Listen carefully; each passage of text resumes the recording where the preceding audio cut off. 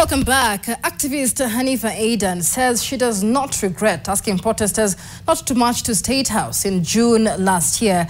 According to Hanifa, who has been heavily criticized and termed as a sellout since making the pronouncement, more protesters would have lost their lives had they marched to State House to protest against the President William Ruto administration. The activist spoke to NTV's David Muthoka on her role in the anti-finance bill protests, as well as on the likelihood of more demonstrations this year amid increased abductions of government critics. Here is that story. Just 2 days after 25th June 2024, the day when Parliament was breached, there was another plan to occupy State House. However, the mission was aborted on the 11th hour after a section of activists actively dissuaded the protesters from marching to the house on the hill. One of them was Hanifa Adan, who in the build-up to occupy Parliament had emerged as a Gen Z leader and gained massive following on the X platform. This is one of the many posts that she wrote, asking protesters not to march to State House and instead visit hospitals where protesters who had been brutalized by police officers during the protests had been admitted to donate blood. Her posts were met with backlash, with some protesters and fellow activists calling her a sellout, paid by the President William Ruto administration to sabotage the Gen Z movement. After several months of sustained criticism, Hanifa still says that she does not regret dissuading protesters from going to State House. I've never deleted those tweets because I stand by them. We did not have the numbers. Everyone attacked me that day, and I cried, honestly. It was such a hard day. The activist has also been attacked over the alleged mismanagement of over 30 million shillings that were contributed to take care of victims who died or sustained injuries during the Gen Z-led protests. Hanifa says the criticism was misguided as she never handled even a single cent of the contributions. So the El Changa team came up with a strategy of me verifying the cases and then I send it to them. So I'll send them the ID, the hospital names, the name of the patients, the documents of the hospitals and the bank account. And then they send the money directly to the hospital, and for burials we'll send the post-mortem reports and the ID of the parents or the family, so they send the money too. Hanifa says initially she will break down from the public scrutiny, but she's fast growing a thick skin to the criticism she continues to face online. The attacks, the malice, the misogyny, all the public scrutiny and everything that this happens. Sorry. So I just don't let people project on me. The 28-year-old started her activism at the end of 2022 in Korogosho slums here in Nairobi, where she was born and raised. She began by highlighting a drainage problem in the slums that had persisted for more than 3 decades on social media consistently until it came to the attention of Nairobi Governor Johnson Sakaja. I just took pictures one day and I said, no.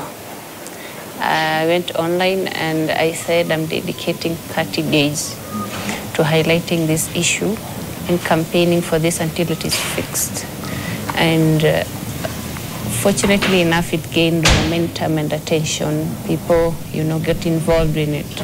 So it would never have happened if everyone, wasn't in it, tagging Sakaja, telling Sakaja fix this until it was too much for him. He promised to fix it on the 3rd day. And it was fixed, but not properly. So the rain came again, and the place is even worse than it was. So I went again and again and again until it was fixed so nicely. Even now, if you look at the place, it looks so amazing. So I realized how powerful social media is from that moment. So we managed to fix this problem that has existed for 35 years in less than 3 months. So imagine what we can do. Imagine what we can do with other issues. Then, aware of the power of social media, Hanifa went on to blow the whistle on alleged corruption in the Mandera County government. It somehow started as a personal fight, but I started highlighting the corruption going on in Mandera, and it was crazy. It gained momentum. It trended for days until the county had a crisis meeting and called my dad to tell me to stop. Eventually I did, because my dad has had problems, and they were bothering him with calls and a lot of stuff. But it continued. Even after I left, people continued highlighting it. So we had a hashtag of Free Mandera. Everyone joined in, everyone sent in everything they had and any information they wanted revealed.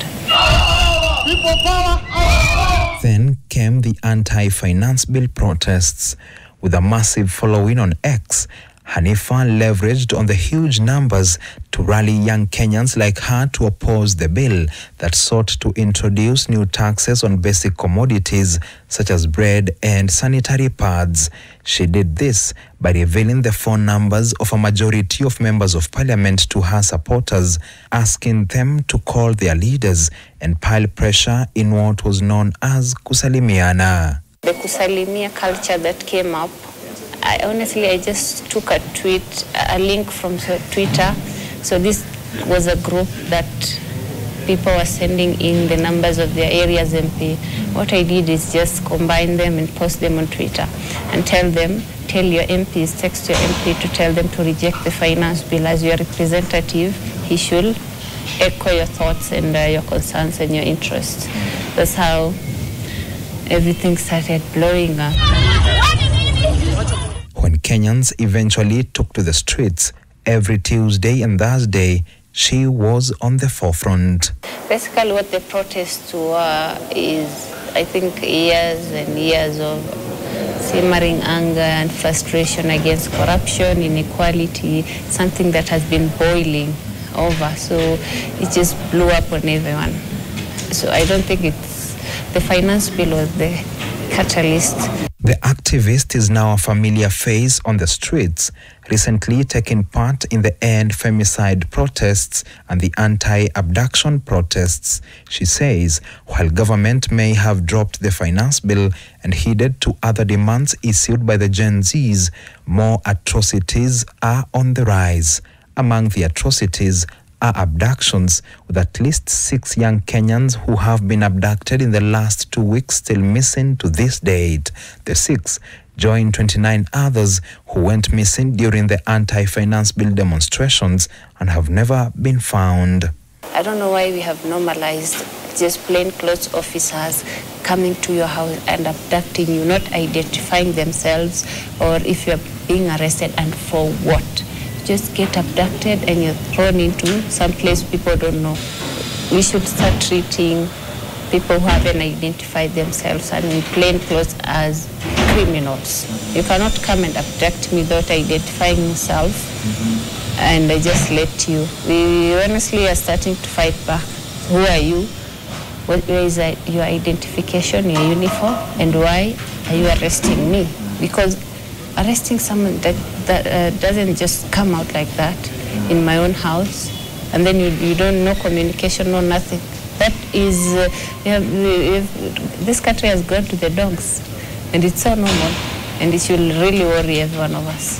The activist, who is now part of presidential hopeful Okia Omtata's team, is warning of more demonstrations this year until abductions, corruption and other issues raised by the Gen Zs come to an end. Let's say we have a remake of 25th June. It won't be, just one thing that we are going to the streets for. It's so many things combined. Every single day there's something that just angers you as Kenyan. You just wake up and there it is. We have the same old corrupt politician back in power again. He's tying his loopholes with the same people. Nothing changes, absolutely, and it has to change.